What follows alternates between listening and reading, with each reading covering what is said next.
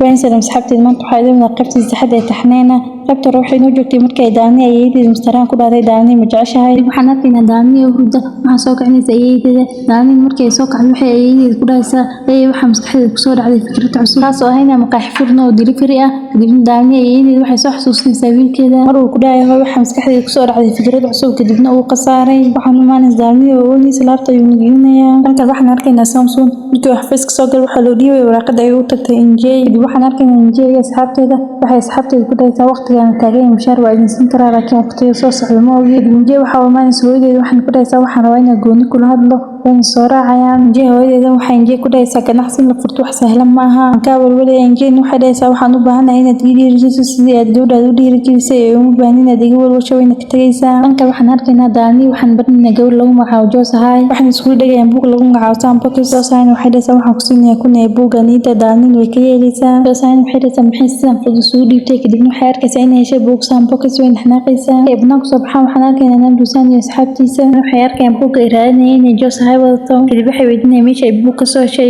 waxay dhahaysaa xaggaas ayaan ka soo helay laakiin wuu dhamaaday haddii aad kun siinaysiin buug waa idinku wareejinayaa waysiinayaan wayn soo baxaya ayagoo soo socda waxay is arkayaan daani hoos ayayna galayaan Dusan wuxuu kabaha ka bedelinayaa asxaabtiisa daani way istoosinaysaa kadib markay soo baxdo waxay weydiinaysaa waxay halkan ka qabanayaan ayagana waxay leeyahay waxaan raadinaynay buug banaanka ay soo baxayaan waxayna imaanayaan meesha lagu soo basaska daani waxay Namdusan weydiinaysaa gaarigiisa isaga wuxuu dhahay gaarigay waxaa kusoo baagantay Johnson xaafadiisa intaa kadib waxaa imaanaya baska weyn wax salaameynaysa isaga wuxuu go'aan ku gaaray inuu raaci ilaa xaafadeeda gudaha markii uu soo galo wuxuu fariisnay agteeda iyaduna waxay arkaysaa gacantiisa waxayna ku cabiraysaa gacanteeda waxayna dhahaysaa waxaan isku haystaynay gacanteeda weyn tahay laakiin adiga ayaa iga gacan weyn markii uu kasoo degay waxaan arkaynaa inuu zaid u faraxsan yahay waxaan imaanaya saaxiibkiisa wuxuuna ku dhahay waxaa noo imaaday maalgeliyaal fara badan markii uu shirkada imaado wuxuu gudaha soo gelinaya qaar kamid ah wuxuuna tusinaya waxyaabaha ay shirkada soo saarto markii leeyahay mashruucooda wayna ka tagayaan kadibna waxaa imaanaya Mr. Han meeshka burinaya maalgeliyaasha wuxuuna u soo jeesnaya Namdusan iyo asxaabtiisa wuxuuna dhahay dad aan aqoonsadeen mashruuc inuu tusiseen waxaa laga yaabaa inay idinka xadaan aniga waxaan rabaa horumarkiina Namdusan uu ka raadinaya Mr. Han wuxuu dhahay hadda kadib intaadan go'aan gaarin waa inaan wada hadalnaa halkan waxaan arkaynaa daani ayeeyadii waxayna gelin lahayd cirbada dunta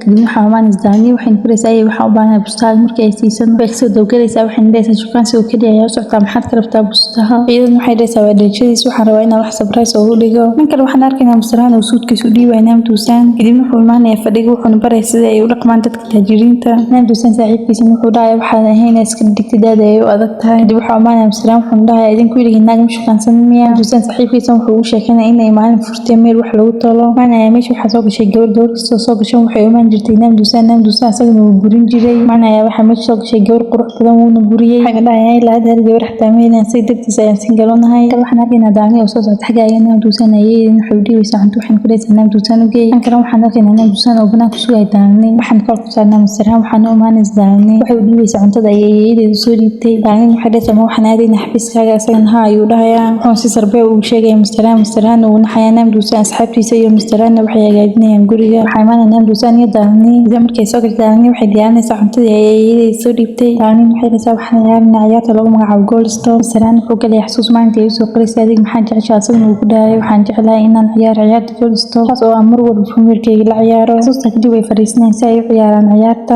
qaashaal badan kadib wuxuu keenayaa gurigeeda wuxuu ku dhahay ayeeyada adiga gaarsiin mahadcelin weyn maxsalaameynaysaa kadib wuxuuna ku dhahayaa maxaad igu jeclaatay iyaduna waxay dhahaysaa waxaan kugu jeclaaday gacmaha weynka iyo qoraada quruxda badan aad ii soo qori jirtay kadibna gudaha ay soo galaysaa waxaan fariin soo diray Namdusan wayna ku farxaysaa iyaduna waxay dhahaysaa waan imaaday waxaan arkaynaa injey asxaabteeda oo mashruuc diyaarinaya waxaa soo galaysa injey hooyadeed waxay meesha u saaraysaa qaxwo wayna ka tagaysaa dhanka Mr. Han wuxuu wacayaa daani ayeeyadii wuxuuna ku dhahayaa daani seeta iyaduna waxay dhahaysaa aad ayay u faraxsan tahay wayna mahadcelinaysaa waxayna ku dhahaysaa laakiin waxaan ka baqayaa inay hal mar dhul kusoo dhacdo ay qalbi jabto isagana wuxuu ku dhahayaa midaas ma dhici doonto dhanka Mr. Han waxaa usoo laanaya Namdusan wuxuuna siinaya furaha gaarigiisa wuxuuna dhahayaa insaan waxaan iska bedeli doonaa adiga keliya fikradaaduna igu caawuuna ka tagayaa subaxdan waxaan arnay Namdusan wuxuuna imaanayaa waalidiintiisa wuxuuna u sheegayaa inuu aado tartan lagu qabanayo shirkad Sambokis uu socon doono 3 beri hadii uu guuleysan ay siin doonaan gaari iyo xafiis uu ku shaqeysto Namdusan aabihiisa wuxuu dhahayaa balqaad been uma baahniye waxay ka faa'iideysid noo sheeg Namdusan waalidiintiisa ayuu maxsalaameynayay albaabka ayuu xog u xirayaa waxaa soo laabanaya Namdusan wuxuuna dhahayaa albaabka albaabka aniga xog uma xirnay dabaysha ayaa xirtay hooyadiisna waxay dhahaysaa wiilkayna sii baxan wuuna baxayaa dusan hooyadiisna way kacaysaa waxayna xog u xiraysaa albaabka qolka waxayna dhahaysaa aniga ma ay dabaysha ayaa xirtay waxaan arkaynaa injee waxayna imaanaysaa saxaabteed waxayna ku dhahaysaa soo saarayaasha ma imaadeen iyana waxay dhahayaan heshiiska ma ka bixin soo saarayaasha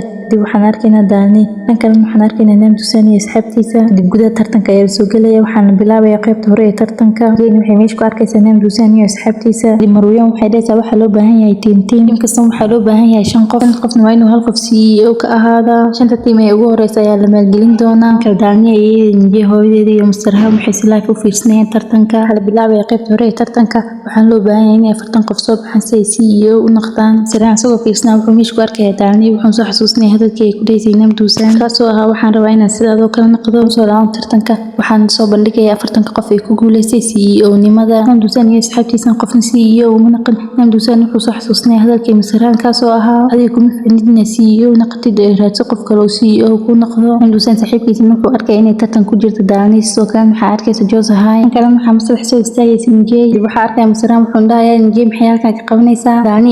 waxay arkaysaa injee daani oo is agtaagan wayna naxaysaa daani waxay dhahaysaa wadaasheeda oo madax iska dhigaysa maxaa halkan keenay oo ay Amir ku aadi weyday injee waxay dhahaysaa saaxiibkaaga oo madax iska dhigay muxuu halkan ka qabanayaa daani markay aragto isku naxaysaa dib waxa uu maanis marwiyaan waxay ku dhahaysaa madaxda halkan taagan waxa loo baahan yahay inay tiimkooda doortaan daani way soo baxaysaa waxayna u maanisay naam dusan iyo asxaabtiisa waxaan ku dhahaysaa maxaad halkan ka qabanaysaa waxaan meesha maanisay injee waxaan dhahaysaa adiga beenta ayaa lagu qabtay sidaas ayaa u shoogsan tahay dusan wuxuu daani ku dhahayaa igraan naqbeenta aan ku sheegay daani waxay dhahaysaa ma waxaad leedahay hadii uusan qof CEO ah ku dooran tartankan kama mid noqonay dib waxa la sinjee waxaan dhahaysaa tiimkay wax soo saarka shaqada way ka tageen ka waran hadii aan idinka shaqaaleysiiyo shirkadayda cusub waxay dhahaysaa shirkadin shaqo hore u soo qabto ma jirto dib waxay dhahaysaa daani miisaan mid dooro tagri naam dusan iyo asxaabtiisa gees ay u soo baxayaan si ay u shiraan dusan wuxuu dhahayaa injee waxay rabtaa inay shaqaale naga dhigto daani waxay rabtaa inay shirkadin CEO ka noqoto marab inay qof hoosta idinka marabtiin qof hoos tagtiin injee waxay dhahaysaa show ay ku dhigay waxaan oo dhan booja ay ka ahaayeen daani waxay dhahaysaa aniga xitaa hore show waan soo dhigay dib waxa dhanka u soo dhaqaaqay naam dusan wuxuu gacanta u taagaya daani ku dhahayaa shirkadin Samsung tag madax ma ka noqonaysaa iyaduna way ka qalaysaa daani banaanka ay soo baxaysaa waxay nuucaysaa iyadii waxay ku dhahaysaa waxay injee naam dusan ku dhahday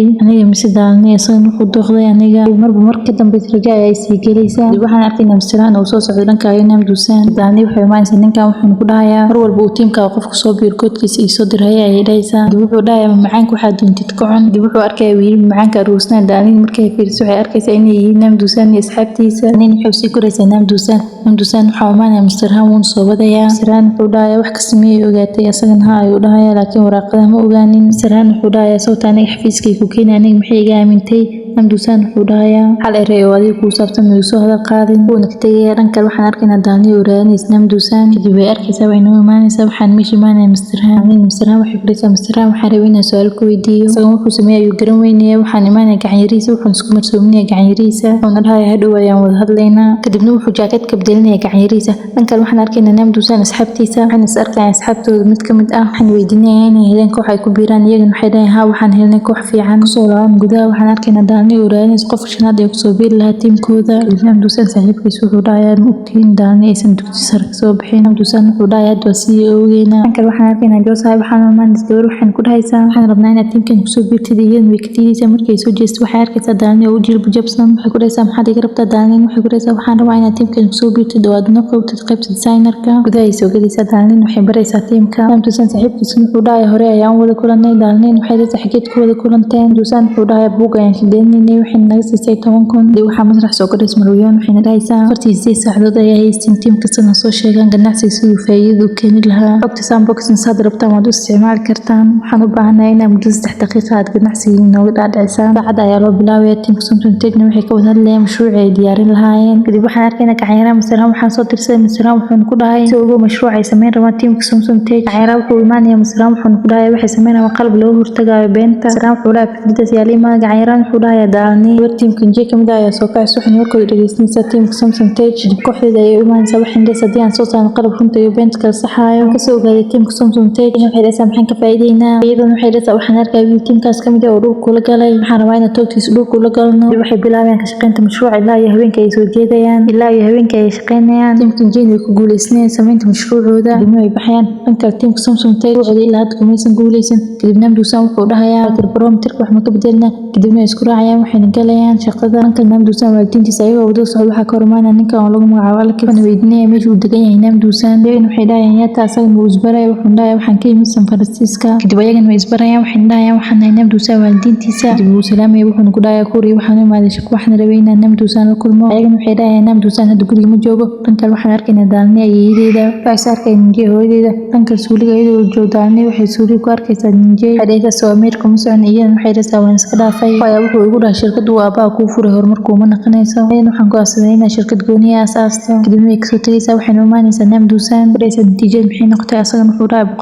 99.8 waaye way ku farxaysaa dhankan waxaan arkaynaa Mustaraam wuxuu u imaanayaa Marwiyo wuxuu ku dhahayaa wax ma yaraanaysa iyadana waxay ku raysaa waxaan raadinayaa cunugtan yar waxay ku jirtaa dad ka soo qayb galay tartankan iyada xitaa ma weyn darteed shirkadan loo asaasay Mustaraam wuxuu ku dhahayaa ii sheeg iyadana waxay ku raysaa markay gabadha shirkadan ka mid noqoto ayaan kuu sheegayaa dhanka la soo laaban Daalni ayeeyadeeda Ninjee hooyadeeda ayagoo isla fadhiyin waxaan arkayaa Mustaraam Ninjee hooyadeeda waxay dhahaysaa inay habaartid xitaa way ka soo dhawdaa Soomaa iyadana waxay dhahaysaa haa xitaa ma rabin inaan hal mar la kulmana wiilkayga wada cidla uu dhaqaaqday kadib waxay ku dhahaysaa hooy iga raali noqo Daalni ayeeyadeeda waxay dhahaysaa mar ayay lugta ka jabtay anagana ayaan u murugooday hal eray ayaan ku dhahay kaasoo ah gabadheena hooyada iska raacida ayaa kuu fiicnid saacada nolol fiican ayay ku noolaan rabtay waxay siinaysaa cuntadii ay Daalni u soo samaysay wayna kasoo tagaysaa waxay banaanka ku kulmaysaa Mustaraam wuxuu ku dhahayaa maxaad iigu sheegaysay Daalni lacagta iskuulka aniga ayaa ka bixin lahaa taa waxaan ka xanaaqsanahay 70 milyan waayo aad aniga u keentay iyadana waxay dhahaysaa lacagtan maxaan ku falaanay teeda meel ula ahay tagaysaa kadibna wuxuu ku dhahayaa makshalaysan saacadan Daalni waxbarashadii bay wadan rabtay adina dukaanka ma gadi rabin waxayna ku dhahaysaa weligay go'aana ka shilay ma jirto wayna ka tagaysaa Mustaraam wuxuu u imaanayaa gacanyihiisa wuxuuna ka siinayaa fanaanadiisa Namdusan oo joogto Daalni iyo Joseph waxa uu wacay saaxiibtiisa uu tagayaa waxay ku dhahayaan meelkaas ayaan ku soo wareegnay madaxan waxay sheegayso malaha kadib waxay ku dhahayaan waxay madaxan u soo jeedin rabtaa adina soo jeedi kadib Namdusan saaxiibtiisa wuxuu dhahayaa aniga ayaa soo jeedinayo waxa meesha imaanaya Mustaraam wuxuu dhahayaa hadda kor isku dayda in ay la shaqeysaan waxay ila tahay inaad guuldareysan doontaan haddii aad guuldareystaan aniga ayaa idin maalgelinayo iyagana waxay ku dhahay asxaanka nolol maxaad noo samaynaysaa asagana wuxuu ku dhahayaa soo bax gudaha ayaan gelaynaa xalqadii saddexaad halkaas ayay nooga tahay ku nasantahay daawashada waa inaa xalqad xigta bye bye